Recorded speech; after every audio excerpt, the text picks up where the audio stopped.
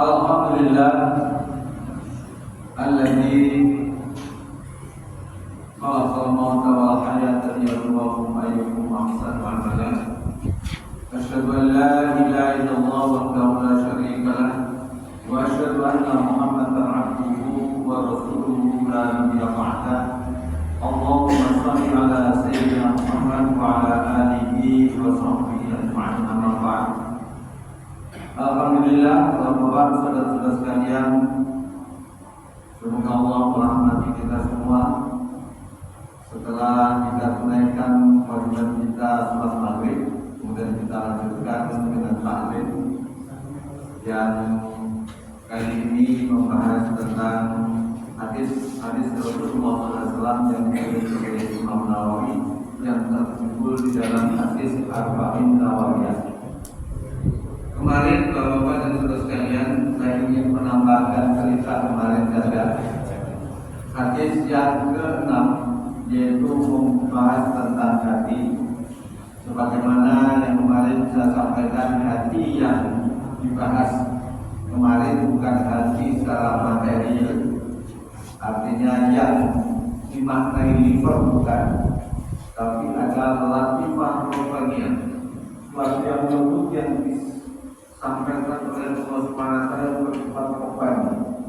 Dihapuskan, jadi menurut kaidah Al-Ghazali. Maka Bapak dan saudara sekalian, dalam suatu riwayat ini diriwayatkan oleh Imam Bukhari,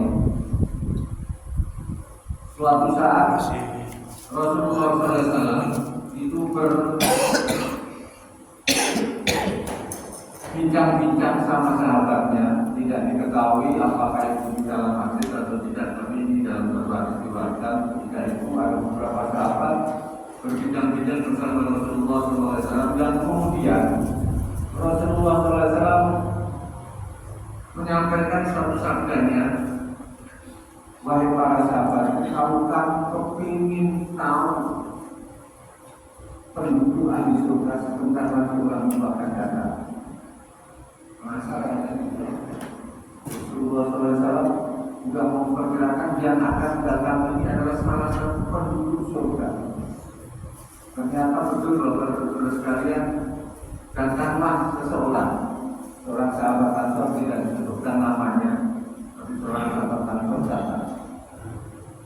Kemudian kaget, para sahabat kaget.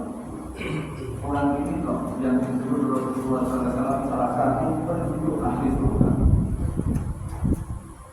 Pengenalan itu para sahabat. Kemudian itu pun tidak sekali, Pak.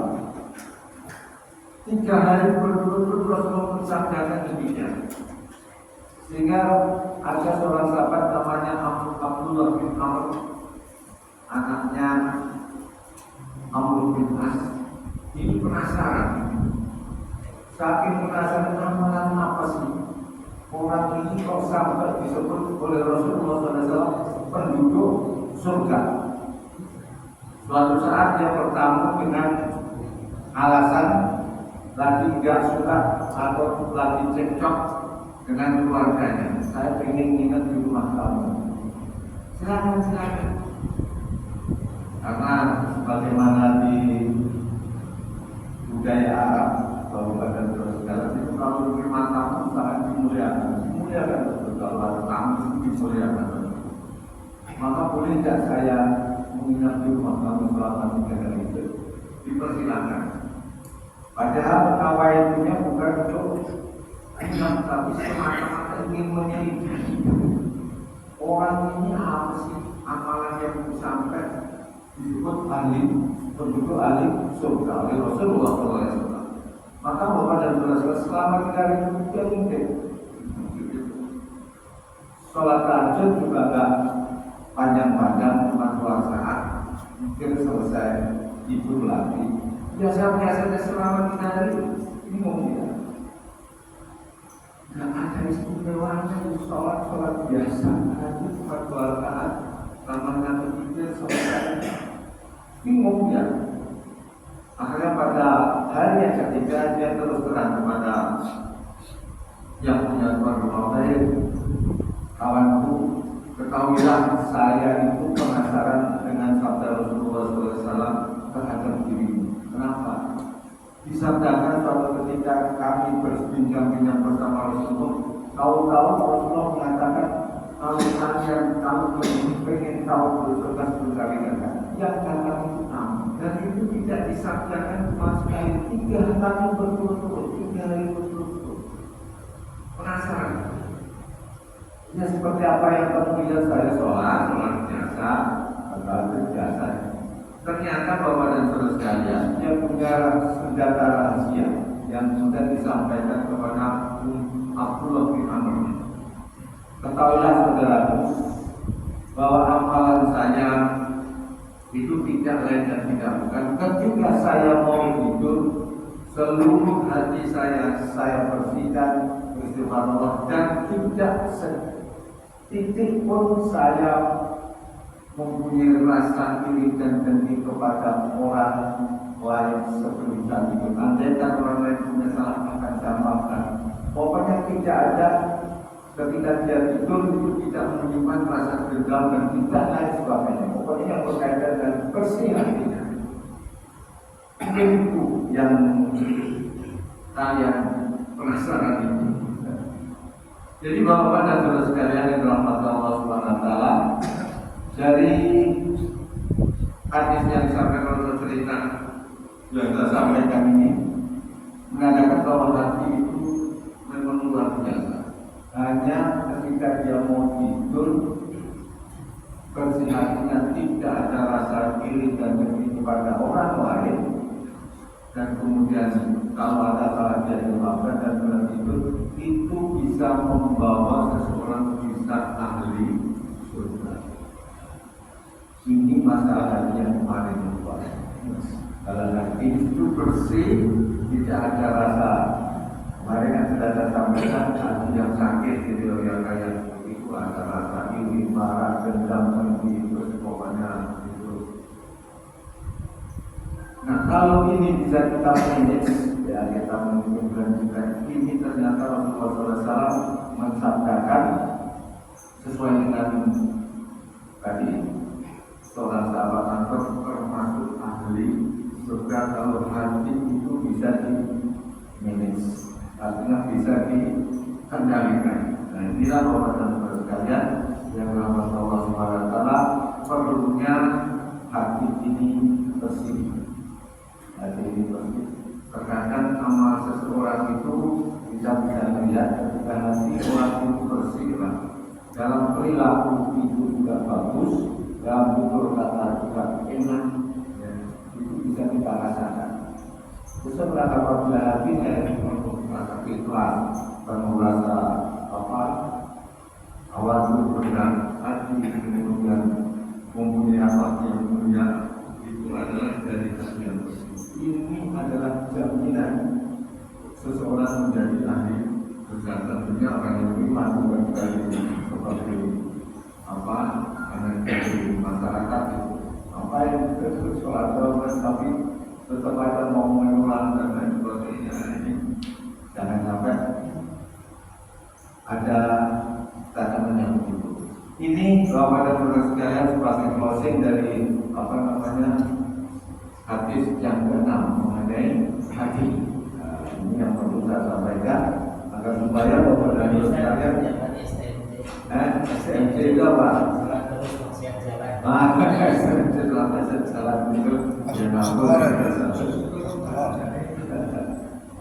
Baik Bapak dan Saudara sekalian yang dirahmati Allah Subhanahu wa taala, itu sebagai closing dari yang kemarin lanjutannya bisa akan menginjak hadis yang ke-7. Hadis yang ke-7 ini juga sering disampaikan dan juga sering dibahas, tapi bahasan-bahasan itu cuma kadang-kadang menjadi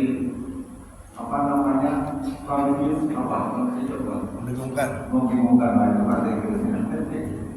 Lalu membingungkan karena hadis ini memang saya sendiri ketika membaca Pak itu juga bingung.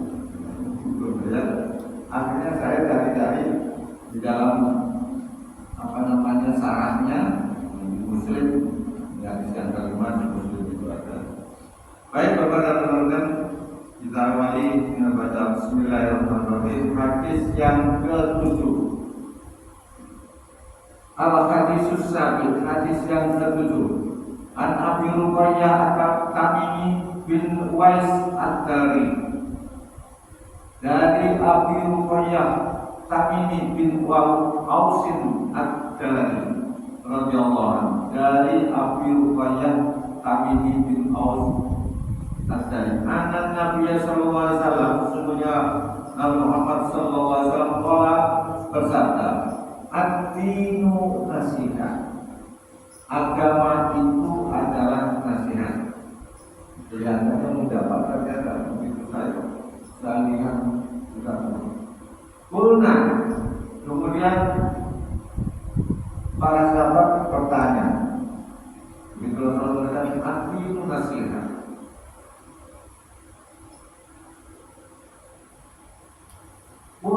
Liman. Mereka bertanya, oke, kami bertanya, liman, untuk siapa? Agama nasihat itu untuk siapa? Nah ini sementara saya terjemahkan untuk sebagai orang. Maka Rasulullah menjawab, lillah, untuk Allah, walil kitabihi, dan untuk kitabnya, walil rasulihi, dan untuk rasulnya, walil a'immati, dan untuk para walil a'immatil muslimin, dan juga untuk para pemimpin umat Islam, wa ammatihi, dan juga untuk orang awam mereka. Rawahul Muslim. Ini riwayat dari Muslim. Hadis yang kelima kalau tidak salah, dari kita juga salah. Ya. Bapak dan saudara sekalian, sebagaimana saya sampaikan dalam pembahasan hadis, kita pertama harus tahu dulu sahabat Rasulullah yang menyampaikan. Tidak-tidaknya itu sejarah. Minimal kita tahu lah sahabat Rasulullah SAW. Abi Ruqayyah kami. Abi Ruqayyah itu namanya julukan dalam bahasa kita. Kalau dalam bahasa Arab namanya kunyah, sebutan Abi. Apa Ruqayyah? Bapak Ruqayyah kalau bilang. Dia sama seperti ini kalau siapa teman punya anak siapa itu disebut Abi. Sering kita. Itu namanya kunyah. Bin Ausin Ad-Dari. Ini sahabat Rasulullah SAW yang ketika meriwayatkannya, beliau itu adalah salah satu yang berasal dari Palestina. Jadi beliau itu adalah seorang suku Ad-Dari namanya, suku Dari, berasal dari Palestina, dan kemudian dia masuk Islam pada tahun ke-9 Hijriah. Jadi ketika itu yang menjumpai Rasulullah SAW itu sekitar 1 tahun, dan satu-satunya yang diriwayatkan oleh Imam Muslim satu hadis ini aja. Jadi nggak ada yang lain. Padahal hadis-hadis yang diriwayatkan oleh ahli hadis itu banyak, termasuk tentang yang meriwayatkan dia ketemu Dajjal. Jadi dia namanya ini, namanya Abu Ruqayyah At-Tamimi. Dia masuk Islam itu tahun ke-9 Hijriah, ya. Dan kemudian dia kembali lagi ke tanah kelahirannya Palestina, ya, Palestina sana. Kemudian dia meninggal tahun 40 Hijriah, 41 atau 40 Hijriah. Dia meninggal dari sekitar pemerintahan Ali bin Abi Thalib. Tidak berapa orang meninggal pada itu umurnya tahun saya ya. Bapak dan saudara sekalian, Ruqayyah ini, Abi Ruqayyah At-Tamimi ini menyampaikan satu hadis singkat, tapi cukup menjadikan kita berpikir ulang, berpikir benar Pak. Bapak-bapak dengan ini meresapi, ad-dinu nasihat, agama itu nasihat. Bingung kan? Sama para sahabat ketika ada perkataan demikian, maka para sahabat bertanya untuk siapa ya Rasulullah? Untuk siapa itu nasihat? Itu kalau dimaknai liman untuk namanya ditaklil karena aku. Kemudian pola dalam Rasulullah lillahi ta'ala, lillah untuk Allah. Kemudian tentunya kita akan bertanya, masa nasihat sama untuk Allah? Karena Allah kan berkesian. Ini gimana ini? Nah, ini juga dibahas dalam salah-salahnya itu linknya ini Bapak dan Saudara sekalian itu namanya istihak kepemilikan hak istihak itu namanya kepemilikan. Ada lamnya itu banyak Bapak dan lam di dalam kata bahasa ada lam taklil, lam ajlah, ini ajlah ada, kemudian lam apalagi lupa saya juga lupa. Nah ini termasuk salah satunya adalah kepemilikan, lil istihaq namanya. Jadi kalau diartikan Bapak dan Saudara sekalian, arti nasihat, agama itu nasihat untuk siapa? Nah ini satu, miliknya Allah, miliknya kitab-kitabnya, dan miliknya Rasul, dan miliknya a'immatul muslimin. Kemudian untuk orang awam. Pasal begitu itu dari mana yang didapat? Ini salah satu pendapat yang mengatakan bahwa di dalamnya di dalam hadis tadi adalah namanya lil istihaq. Berbeda dengan kalau ada lagi yang mengatakan tetap artinya, tapi dalam pemahamannya pembahasan tentang nasihat itu diuraikan secara bahasa, pemahaman secara bahasa. Nasihat itu dimaknai ada dua Bapak dan Saudara sekalian dalam bahasa Arab itu. Satu dimaknai bahwa nasihat itu adalah kebersihan, kesucian. Kemudian yang kedua Bapak dan Saudara sekalian adalah merapatkan dua hal. Makanya ada perbedaan. Ketika mendefinisikan berbeda, maka akibat pembahasannya akan berbeda. Sering saya sampaikan. Maka Bapak dan Saudara sekalian adalah yang di istihaq, milik. Karena ini yang mungkin dipahami oleh Bapak. Nasihat agama itu nasihat miliknya siapa? Miliknya Allah dan teman-teman. Allah itu yang memiliki nasihat, memberikan kebaikan, sumber kebaikan itu adalah dari Allah. Maka itulah yang dimaknai bukan menasihati Allah, bukan, tapi Allah menasihati kita. Kemudian balik kita berikan juga untuk milik kitabnya, karena isi daripada kitab Allah itu adalah seluruhnya adalah mendorong kepada ke arah kebaikan. Kemudian wali Rasul dan juga milik Rasul, karena Rasul itu yang memimpin, yang memberi nasihat kepada kita. Wali a'immatul muslimin dan juga milik para pemimpin Islam, dan wa ammatihim dan juga milik orang-orang awam kita. Maka di dalam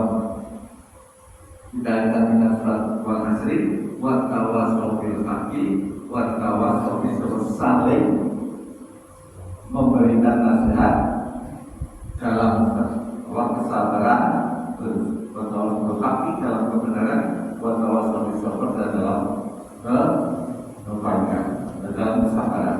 Ini adalah apabila dirujuk pada makna hadis yang dimaknai dengan istihaq. Istilah itu mudah apa? Artinya milik, kalau bukan milik itu mudah. Nasihat itu kalau dimaknai dengan untuk, itu pembahasannya panjang banget.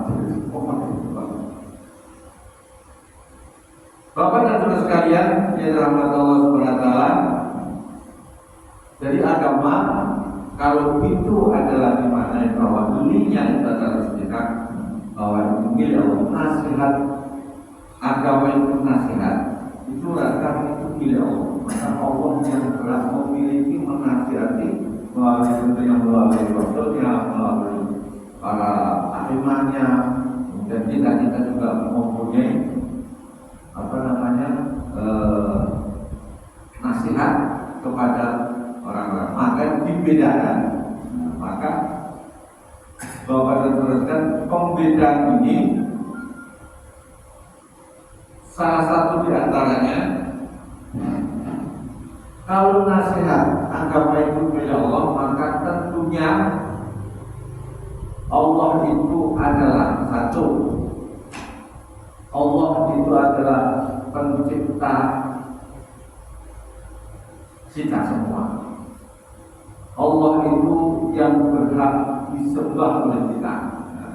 Maka kembali kepada pelajaran yang dulu, tauhid yang pertama syahadat. Maka itulah sesungguhnya nasihat Allah kepada kita itu, jangan mempersekutukan, harus mentauhidkan, harus meyakini betul bahwa Allah itu yang menciptakan kita, Allah itu yang tempat ibadah kita. Ini adalah nasihat yang pertama. Ini nasihat itu kepada kita, karena itu istilah milik Allah dan agama itu adalah milik Allah, maka nasihatnya adalah untuk kita. Demikian juga kitab-kitabnya, Al-Quran. Al-Quran itu juga bukan sekedar dibaca, tapi juga harus diamalkan. Ini nasihatnya ditulis di dalam Al-Quran, itu tentang syariat-syariat agama, tentang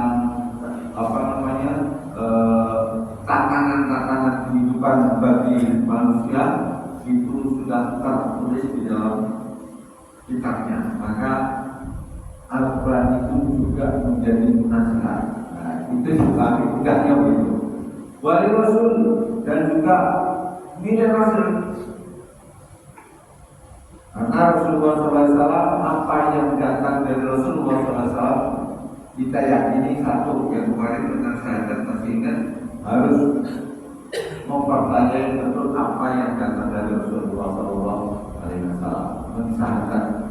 mensyahadat Rasul.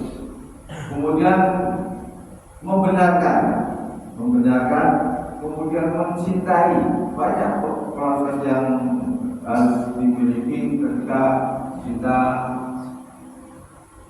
nasihatkan dari Rasul. Harus mentaati,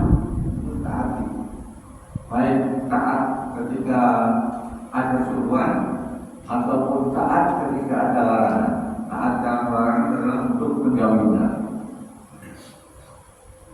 Kemudian yang ketiga, yang keempat adalah wali a'immatul muslimin. Wali a'immatul muslimin itu ada beberapa syarat a'immatul muslimin, tapi yang paling masyhur itu a'immatul muslimin itu adalah ulil amri, pemimpinnya kaum muslim, itu mereka kita. Itu bahasanya panjang Bapak dan Saudara. Bagaimana Pak kalau pemimpinnya itu menasihatinya baik Pak, tapi kelakuannya melakukan korupsi, itu gimana Pak? Harus ditaati apa ditentang? Nah, itu bahasanya panjang. Intinya Bapak dan Saudara, walaupun mereka itu bermaksiat kepada, tapi dalam menasihatnya atau itu adalah kebaikan, maka harus ditaati. Jadi harus dibedakan. Wali a'immatul muslimin. Ini bahasanya panjang karena menyangkut pemerintahan. Ini a'immatul muslimin namanya. Para pemimpin, para pembesar, para penguasa kaum muslimin. Wa amatihim, dan juga orang awamnya. Nah, seperti kita ini ada yang berbuat salah, ya kita berhak menasihati.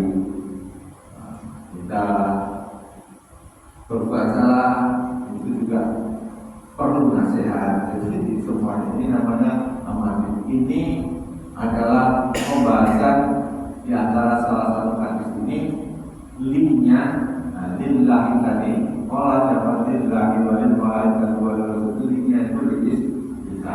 Ini lebih memahamkan kita.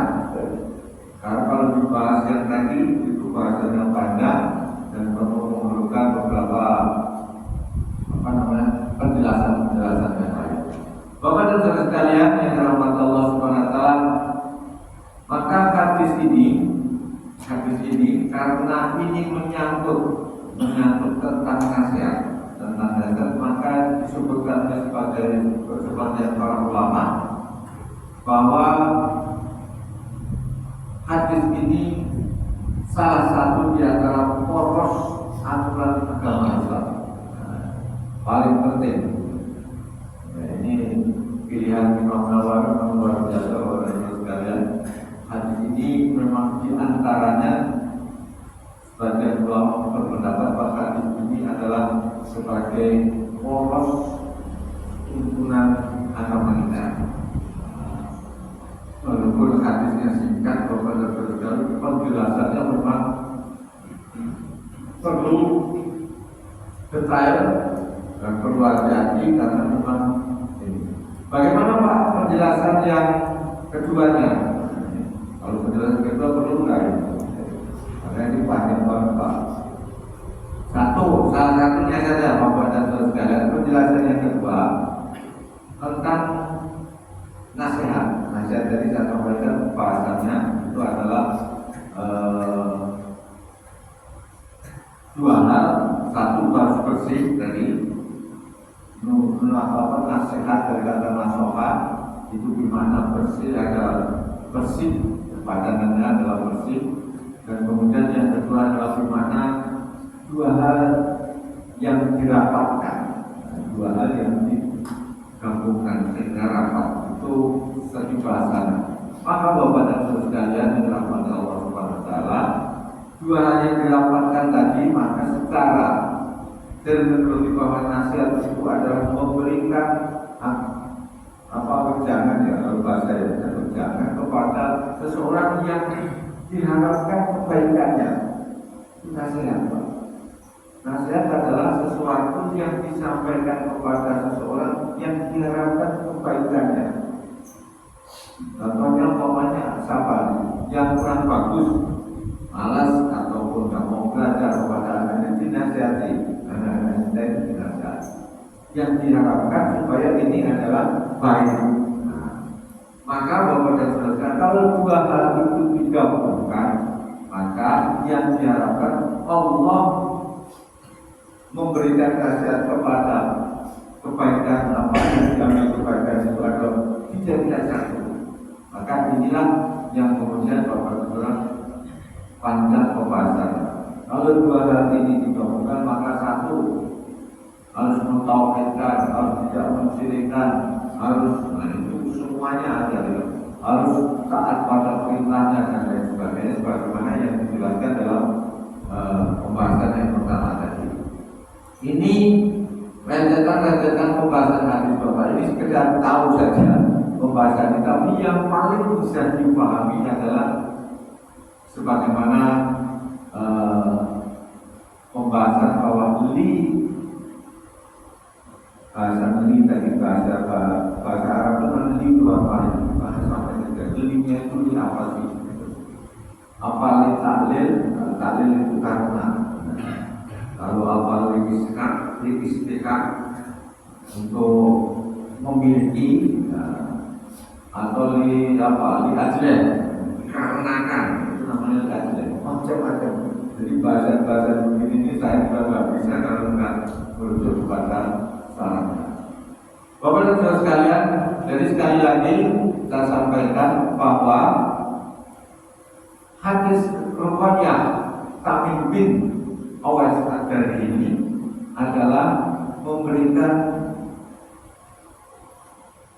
suatu ketentuan kepada kita bahwa kita itu mempunyai agama dan agama itu adalah bentuknya nasihat dari Nah, nasihat itu datangnya milik Allah, karena datangnya karena nasihat itu milik Allah, maka itu pasti nasihat itu datang dari Allah melalui Rasulnya, melalui kitabnya. Kemudian balik kita yakini betul bahwa Al-Quran, kitabnya Rasul dari Allah itu adalah berupa nasihat.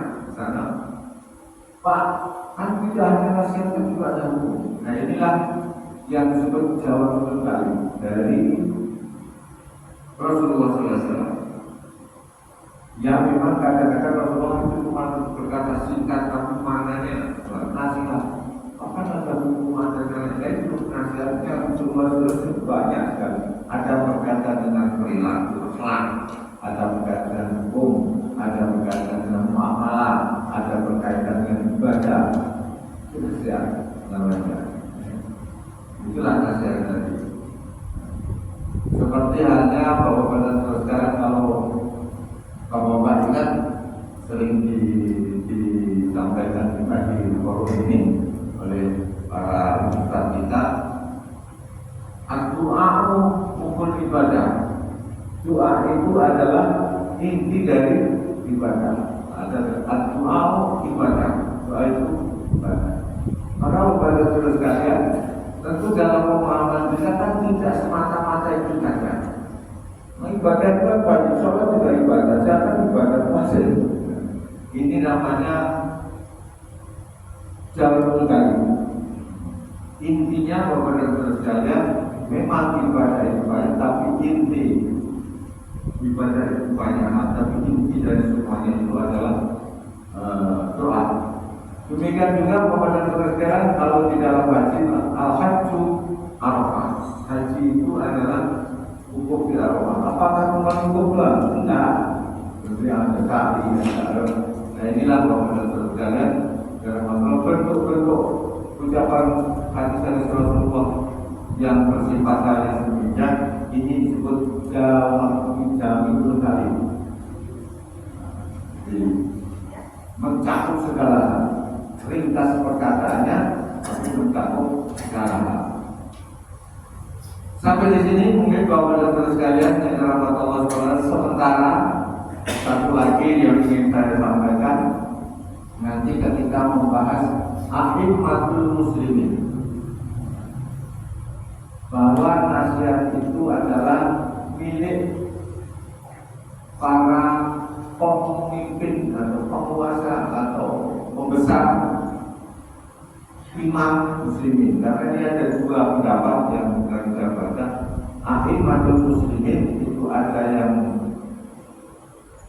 memaknai amirul ulil amri, ada juga yang memaknai al-ulama. Nah, ini satu kali pertemuan, insya Allah itu kita bahas tentang ini.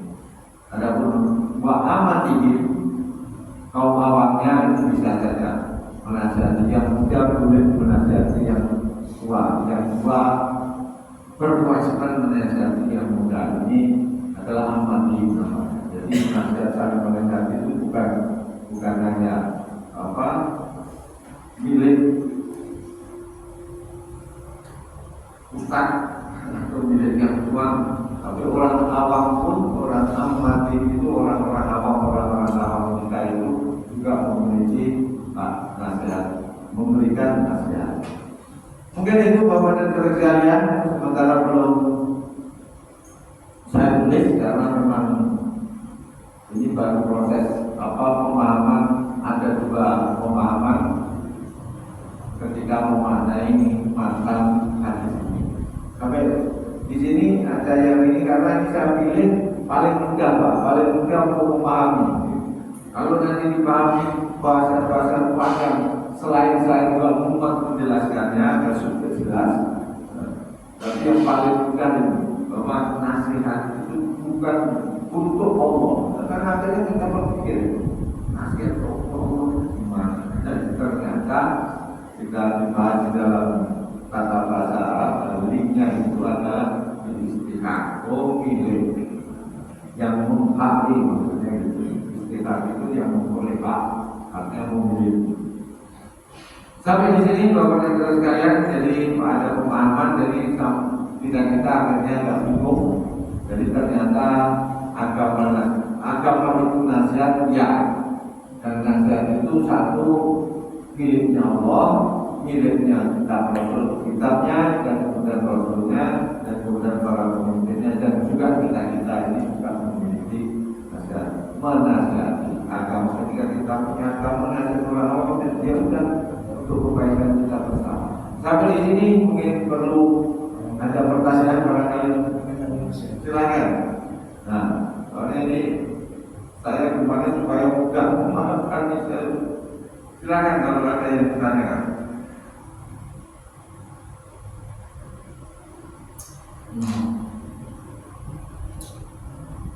Ada yang tanya, silakan. Baik, ini Pak ini mestinya Pak Pamu jadi mau nanya kata dia masuk usah direkam lah. Kapan aja rekam lah. Biar ada buktinya. Bahkan disebut sahabat Nabi Nakali ya, itu berasal dari Palestina. Ya.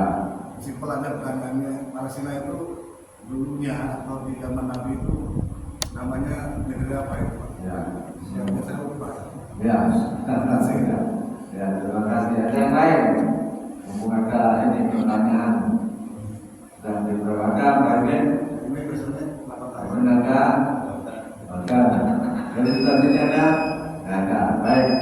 Bapak dan sekalian, Palestina yang sekarang ini kalau dulu disebut Syam, dulu berada di bawah kekuasaan waktu zaman Nabi itu masih berada di dalam kekuasaan Romawi Timur yang kaisarnya disebut Heraklius. Memang ibu kotanya adalah di Roma sana, tapi sering Heraklius itu berada di Palestina, di Syam namanya, bukan sebutan Palestina tapi Syam. Syam itu meliputi Irak, kemudian Syria, kemudian Palestina dan Yordan. Jadi ada 4 negara itu disebut Syam. Dan itu zaman ketika itu masih berada di dalam kekuasaan Romawi Timur. Dan kemudian di zaman Umar bin Khattab itu bisa direbut Palestina, Irak, kemudian Yordan itu bisa direbut oleh tentara kaum muslimin, kemudian Romawi pergi dan kemudian masuk ke wilayah kekuasaan Pulau Palestina. Jadi sejak Pulau Palestina, sejak zamannya Umar bin Khattab, jadi penaklukan Palestina baik di Irak maupun Iran maupun Yordan itu di pemerintahan Khalifah Umar bin Khattab.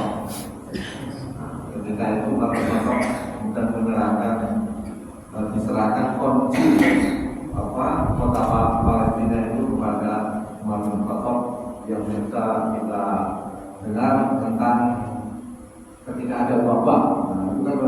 Ketika itu Umar bin Khattab kan mau ke Palestina mengambil kunci yang kota Palestina itu, ternyata ada wabah dan dia beralih bukan melewati yang biasa, melewati yang lain. Itu kemudian Syam itu adalah dulu terdiri dari 4 negara itu. Mungkin itu jawabannya. Insya Allah mudah-mudahan enggak salah. Jadi Irak, Syria, kemudian Palestina sekarang, kemudian Yordania. Mungkin itu Bapak dan Ibu sekalian. Insya Allah kita ketemu lagi satu bahasan lagi besok di akhir Majelis Muslimin. Itu bahasanya Insya Allah nasihat untuk pemimpin. Kita pun juga berani menasihati pemimpin. Tadi kita sampaikan, Pak, kalau nasihatnya baik tapi pemimpinnya brutal, korupsi gimana? Diikutin lah, tetap diikutin. Nanti Insya Allah bahasanya Insya Allah besok. Demikian Bapak, kita tutup dengan doa dan kita selamat. Allahumma warahmatullahi wabarakatuh.